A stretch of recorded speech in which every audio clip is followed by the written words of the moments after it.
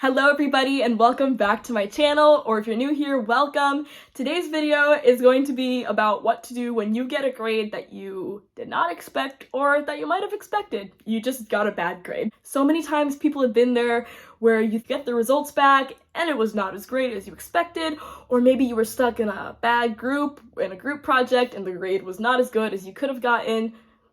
It happens. It just happens. It's inevitable, so that's why I'm here to show you what to do when you get a bad grade and you want to fix it.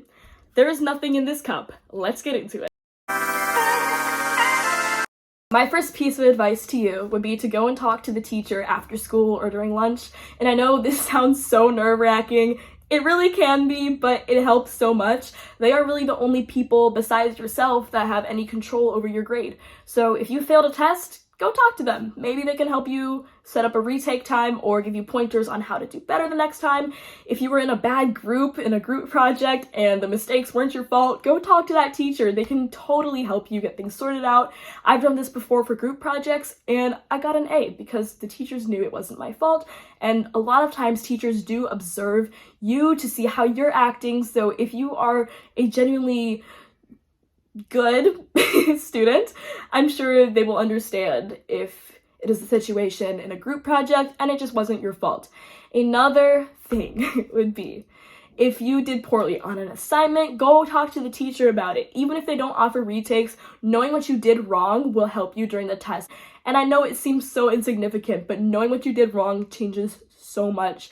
And then you'll be taking your test and then you'll say, oh, that's the one I got wrong on the homework. But if you don't get help, you won't know the answer. So it's best to get help.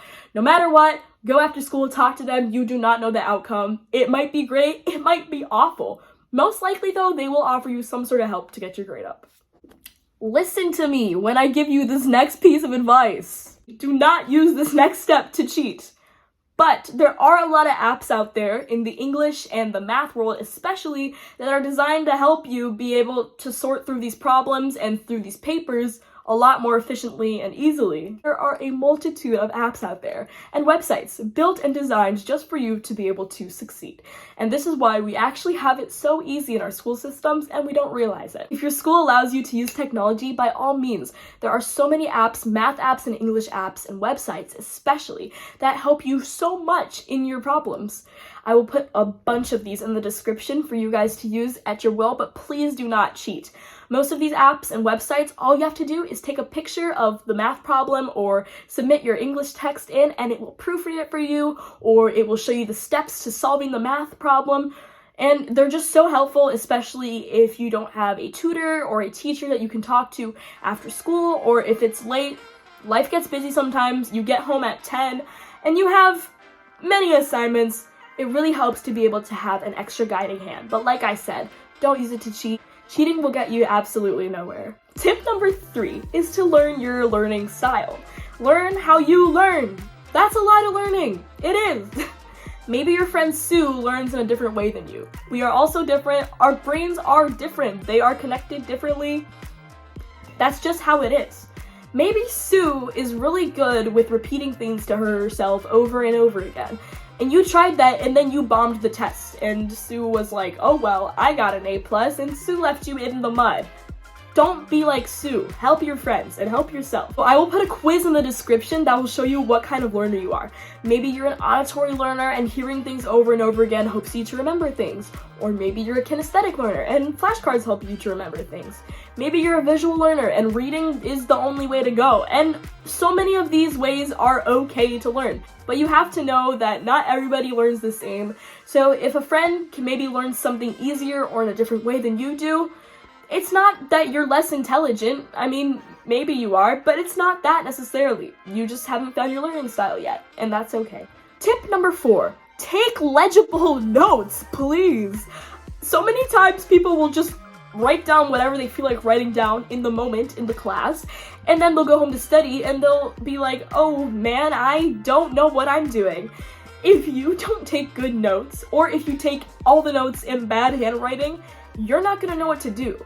Like I said, if you get home at 10 and your friends are already doing their own thing by then, they're not going to go home, take a picture of their notes, and send it to you.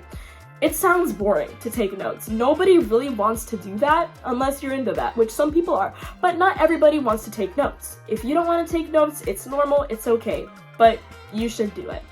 If your school allows technology, I have found it so much easier to take notes on Microsoft Word or on Google Docs. Google Docs is so helpful because it autosaves, so if you're already a forgetful person, then I totally recommend taking notes. Changes your grades, changes your life.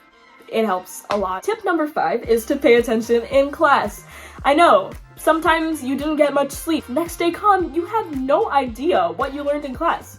You'll remember a few things here and there, but nothing that can benefit you.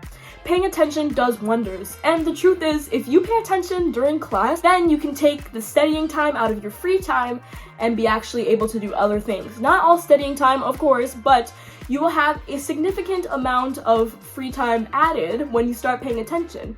Because when you don't pay attention, you practically have to relearn the lesson all over again, which can take such a long time. So it definitely helps. Thank you guys so much for watching. I hope you liked it. This was kind of a struggle to get the whole mom get up going on, but I think I aced it. So comment down below if you found this video helpful, and if you didn't, let me know. Thank you guys so much for watching. God bless you. Have a great week, day, month, lifetime. Goodbye.